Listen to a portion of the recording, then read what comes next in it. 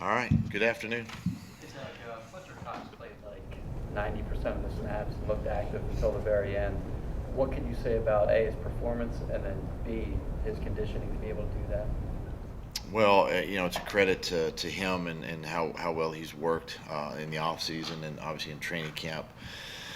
I thought, on the conditioning statement there, I thought our team was in really good condition throughout the whole entire football game. It was warm, it was humid to start, and I felt like we were in really good shape, from that standpoint. But Fletcher's a player that tremendous player. I think with the additions of Haloti Nada, Michael Bennett, Derek Barnett in his second year, Chris Long.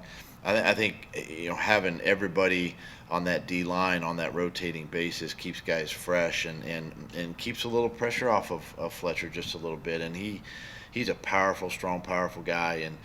And he took Mac, the center, one time and got up under his shoulder pad on a move and got after the passer and very disruptive, in the pocket. And those are things that you like to see from your top players. He was named a captain by his teammates. Have you noticed anything kind of different in him or an evolution in him this year? Not really. I just think it's something that started back in the off season. I saw it with him showing up. First of all being here and going through the off season program, which is a credit to him, and it shows his leadership with the football team and then just the way he works in training camp. I mean, he doesn't. It's rare that he takes a play off or a day off or anything of that nature unless I give it to him, quite honestly. And so he's just a big part of our defensive line, valuable part of the team, and for the team to elect him captain, I think just shows where he is in his career. Jason Peters. What happened with Jason Peters and does he have an injury? No injury. It's been a while since he's played, and so he just a little fatigue at the end of the game, and so we just kept him out. The decision to use DeAndre Carter as much as you did and not Shelton Gibson, was that matchup based, or is that kind of what we'll be looking at until halftime? It's based on just kind of how we go into each game. It's not a matchup thing or anything like that. It's just that DeAndre right now is more of an inside receiver, and Shelton's more of an outside guy, and we moved Nelson outside a little bit more in this game, and which allowed for DeAndre to play, and then we put DeAndre at the point where he was having to block safeties, and he does a nice job there. So it was just a little bit by scheme, but also the way the game kind of played out. Doug, were you watching that game last night? Was there anything else that kind of stood out to you that you might not have seen last night live? I thought our linebackers actually played really well. Nate Gary, Camus in particular, a couple of young guys making plays. Camus on the 4th and goal, did a nice job and for a tackle for loss there. And Nate almost had the tip, almost the interception. And of course, both these guys play special teams. And I thought two young players that really stepped up and played well. Was a bright spot. I thought both the offensive line, defensive lines played really well. There were some mistakes obviously up front offensively, but we got them fixed. And second half we were able to do some things with the running game. But overall, there's enough to work on to get better at moving forward next week.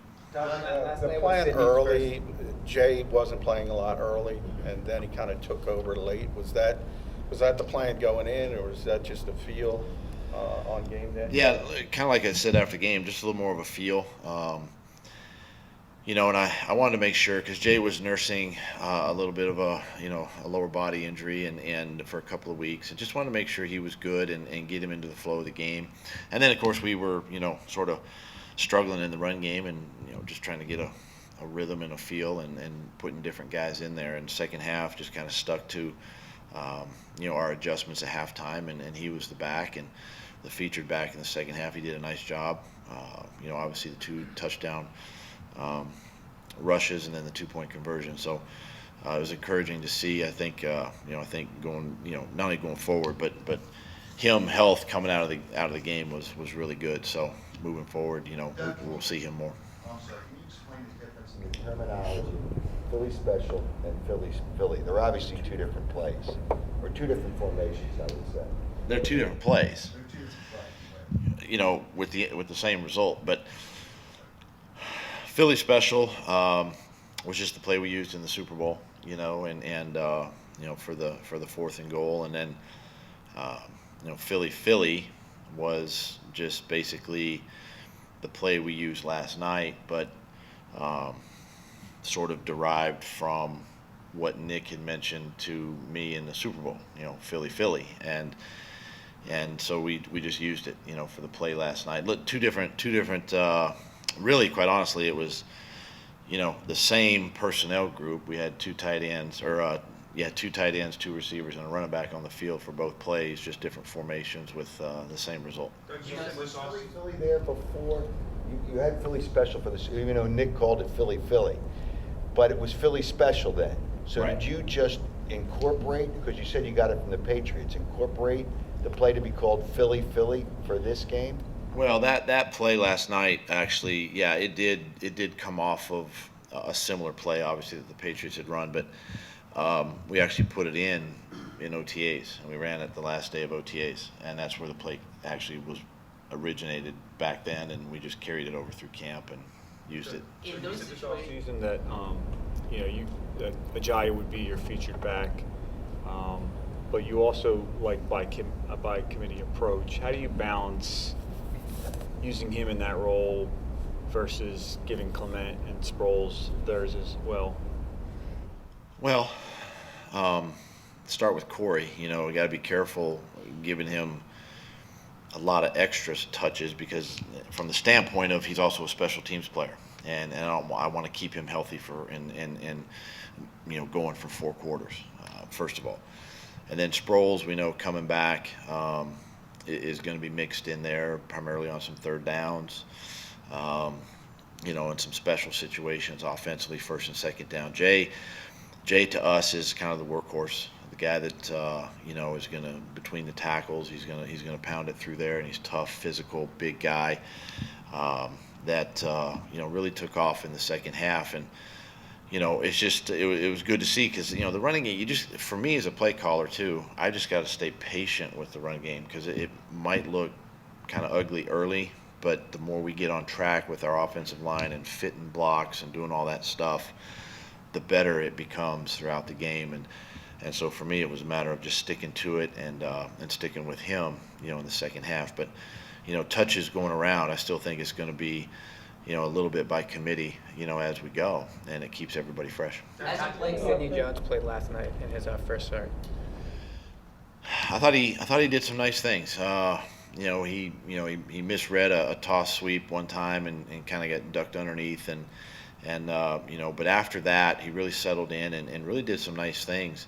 Had a couple nice, they tried a couple of receiver screens and he read it and made some nice plays there. And he continues to gain confidence each and every time he goes out there, and each rep is a valuable rep for him, and it was good to see against a really good receiving core that the Falcons have, and I thought he did a nice job. As a play caller, when you call a gadget type play, are you simply thinking it's the most productive play in that situation, or do you consider the momentum that it could generate on the sideline and in the crowd? I think a little of both, quite honestly, because it was also in that range of, if we didn't get it, you're 4th and 5 with a chance to go for it on 4th down. So you're kind of in that 2-down territory. But at the time, it was a little of both. I knew the play was going to be effective based on what the Falcons have been showing us in that situation, and then 2, I needed it to work and be a spark for the offense. Yeah. Are you not expecting to have like Carson or Alshon back in the next few weeks? And if so, like how would you compensate? I mean, obviously, you got Nick and everything like that, but like, do you rely more on the defense and things like Well, that? yeah. I mean, I think right now, as you guys are seeing, I mean, the defense is playing extremely well. So you lean on that just a little bit, and you keep moving forward with the offense, and obviously, with Carson and Alshon and the guys that are there, I'm not going to get into a ton of that right now, and that's something that we'll discuss and keep talking, when the players get in here next week. But I think early in this season, defense, special teams, kind of keep teams in ball games and allows the offense to kind of get their legs and kind of catch up and start playing well. So that's what we got to do. Talk about your aggressive. Kelsey? Yeah. He's fine. He had a lower body in the game, and he was evaluated at halftime, and wasn't quite sure if he was going to start the second half, but he came to me, said he was good to go, and ended up playing well.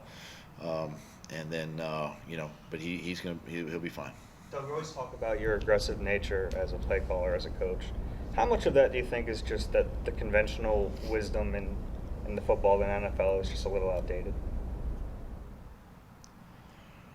I don't know about outdated, but I just know that, I know what works for our football team. I know what works for the personality of our guys. I know who I am as a coach and what I want to get done and accomplish. But, I feel like that those situations that are well thought out and calculated give us an advantage. If we execute properly and make the fourth down or the Philly play, it just gives us another set of downs and ultimately a chance to score. So, I try not to do things as conventional at times, but at the same time, I want to make sure that I'm doing the best for the football team and giving us a chance to succeed. Watching, what did you think of all the flags? I mean, they were on both teams, 26 total.